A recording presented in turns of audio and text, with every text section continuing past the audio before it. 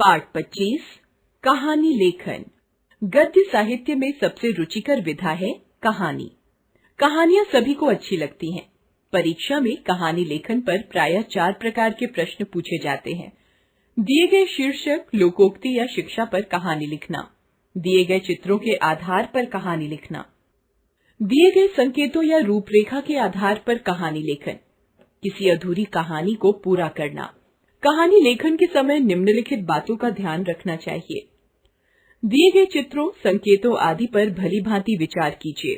कहानी की संक्षिप्त रूपरेखा बना लीजिए और उसके बाद कहानी लेखन प्रारंभ कीजिए। कहानी का प्रारंभ रोचक होना चाहिए। दिए गए हर संकेत तथा चित्र का भाव कहानी में अवश्य दिया जाना चाहिए। कहानी संक्षिप्त होनी चाहिए, इसलिए उसमें विचारों और वाक्यों की पुनरावृत्ति नहीं होनी चाहिए। कहानी सदैव भूतकाल में लिखी जानी चाहिए। कहानी के अंत में उससे मिलने वाली शिक्षा अवश्य लिखनी चाहिए। कहानी की भाषा सरल, सरस तथा मौलिक होनी चाहिए। कहानी में शब्दों की सीमा का ध्यान रखना चाहिए। कहानी 150 से 200 शब्दों से अधिक नहीं होनी चाहिए। आगे उदाहरण के तौर पर कुछ कहानियां दी जा रही हैं। इन्हें पढ़िए और इसी प्रकार कहानियां लिखने का अभ्यास कीजिए। किसी शीर्षक के आधार पर कहानी लेखन। जैसे को तैसा। किसी जंगल में एक सारस और लोमड़ी रहते थे। साथ साथ रहने के कारण दोनों में मित्रता हो गई। एक दिन लोमड़ी ने सारस का मजाक उड़ाने की सोची। उसने उसे अपने घर पर भोजन के लिए निमंत्रित किया। सारस ने अपने मित्र का निमंत्रण स्वीकार कर लिया और नियत समय पर लोमड़ी के घर पहुंच गया। लोमड़ी ने सारस का स्वागत किया। लोमड़ी खीर पका रही थी, जिसे उसने 2 थालियों में परोसा। लोमड़ी थोड़ी देर में उसे चट कर गई, पर सारस अपनी लंबी चोंच के कारण थाली से खीर नहीं खा सका, इसलिए भूखा ही रह गया। सारस को लोमड़ी के व्यवहार पर क्रोध तो आया, मगर वह चुप रहा। उसने मन ही मन अपने इस अपमान का बदला लेने की सोची। कुछ दिनों बाद सारस ने लोमड़ी को अपने घर भोजन पर आने का निमंत्रण दिया। लोमड़ी खीर वाली घटना को भूल चुकी थी। उसने सारस का निमंत्रण स्वीकार कर लिया। ठीक समय पर लोमड़ी सारस के घर पहुंची। सारस ने भी खीर बनाई थी। उसने लंबी गर्दन वाली 2 सुराहियों में खीर परोसी। सारस अपनी लंबी चोंच से सारी खीर चट कर गया, परंतु लोमड़ी खा न सकी और भूखी रह गई। अब लोमड़ी को अपने पिछले व्यवहार की याद आई तथा वह अत्यंत लज्जित हुई। शिक्षा, जैसे को तैसा। संकेतों के आधार पर कहानी लिखना। गर्मी के दिन। एक बारहसिंगे का झरने पर पानी पीने आना। जल में अपनी परछाई देखना। अपने सींगों की सुंदरता की प्रशंसा करना। अपने टांगों के भद्देपन की चर्चा करना। तभी शिकारी कुत्तों की आवाज सुनाई देना। जान बचाने के लिए भागना। भागने में टांगों की सहायता। भागते भागते सींग का झाड़ी में फंस जाना। निकालने की कोशिश करना। शिकारी कुत्तों का पास आ जाना। बहुत मुश्किल से झाड़ी से सींग का निकलना। टांगों की सहायता से छलांग लगाकर सुरक्षित स्थान पर पहुंचना। जान बचाने में टांगों की मदद तथा मुसीबत में डालने के लिए सुंदर सींगों के बारे में सोचना। गर्मी के दिन थे। एक बारहसिंगे को प्यास लगी। अपनी प्यास बुझाने के लिए वह एक झरने पर आया। झरने का पानी बहुत ठंडा था। जब बारहसिंगा पानी पी रहा था तो जल में उसने अपनी परछाई देखी। वह अपनी परछाई को बहुत ध्यान से देख रहा था। वह बोला, मेरे सींग कितने सुंदर हैं और मेरी पतली टांगे कितनी भद्दी हैं। काश मेरी टांगे भी मेरे सींगों की तरह सुंदर होती। लगता है ईश्वर ने मेरी टांगों को इतना भद्दा बनाकर मेरे साथ अन्याय किया है।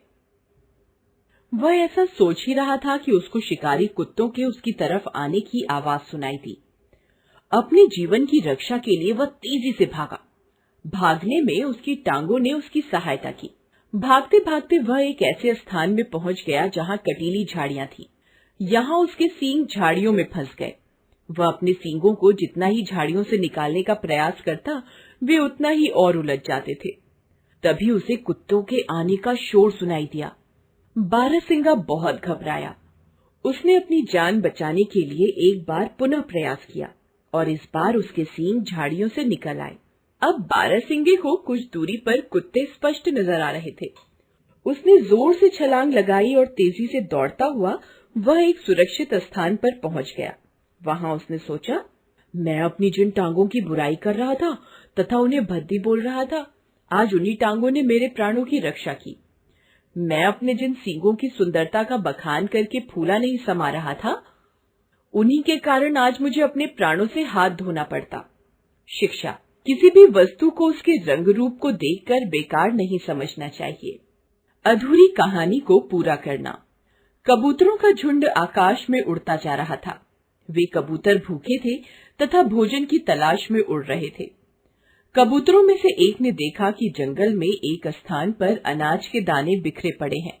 उसने अनाज के उन दानों के बारे में अपने साथियों को बताया और नीचे उतरकर उन्हें चुगने और अपनी भूख मिटाने की सलाह दी। कबूतरों के सरदार ने उससे समझाया कि जंगल में अनाज के दाने कहां से आ गए। यह किसी शिकारी की चाल है। उसने पक्षियों को पकड़ने के लिए जरूर अपना जाल बिछाया है। उसने कबूतरों को चेतावनी दी कि अवश्य ही दाल में कुछ काला है, इसलिए नीचे उतरकर दाने चुगने की भूल मत करना, नहीं तो शिकारी के जाल में फंस जाओगे और पछताओगे। कबूतर बहुत भूखे थे।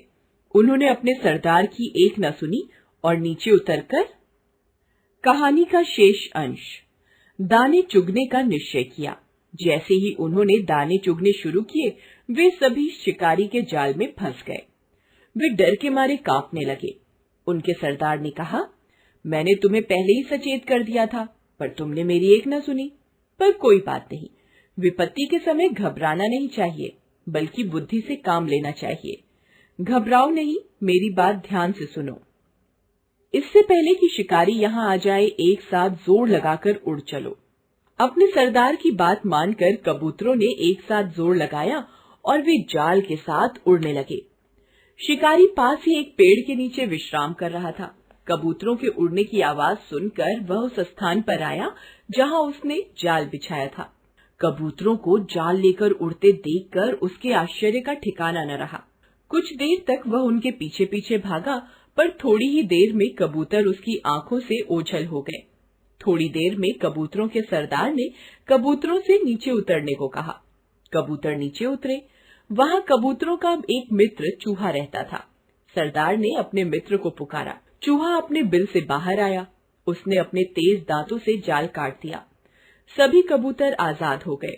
उन्होंने अपने सरदार से क्षमा मांगी और चूहे को धन्यवाद दिया।